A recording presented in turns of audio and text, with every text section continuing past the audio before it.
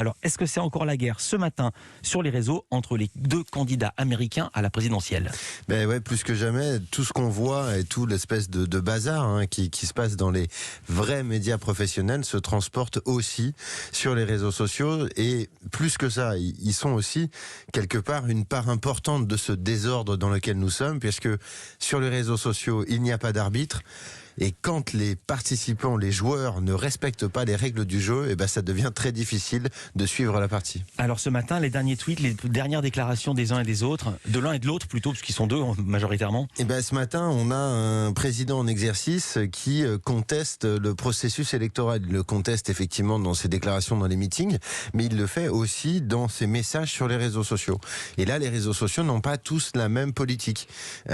Twitter va, par exemple, masquer les tweets du président Trump en les laissant accessibles, mais en précisant qu'ils sont mensongers, qu'ils disent n'importe quoi, que le processus démocratique américain est en cours et que personne ne peut prétendre avoir déjà gagné. Dans le même temps, Facebook fait quelque chose d'un peu similaire, mais laisse ses publicités visibles en précisant en dessous que le processus politique n'est pas terminé. C'est ce que Twitter a fait ce matin. Exactement. C'est-à-dire que Donald Trump a annoncé qu'il était en passe de gagner l'élection. Il a même annoncé qu'il avait gagné certains États, je les cite de mémoire, peut-être je vais me tromper, le Wisconsin et je ne sais plus lequel. Et la Pennsylvanie. Et la Pennsylvanie. Et là, Twitter a dit c'est faux.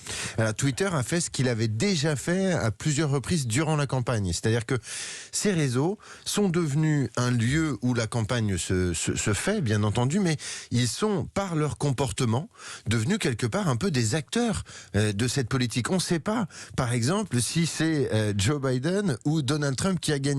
On peut déjà dire quelque chose.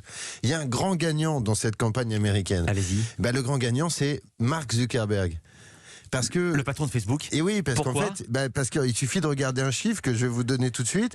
Depuis mai 2018, nous avons un outil de transparence qui est la librairie, en anglais on dit le library, c'est la bibliothèque des publicités politiques diffusées sur Facebook. Ouais. Eh bien, le chiffre va peut-être vous surprendre. 2,4 milliards de dollars ont été dépensés depuis mai 2018 sur la plateforme Facebook pour faire des publicités politique.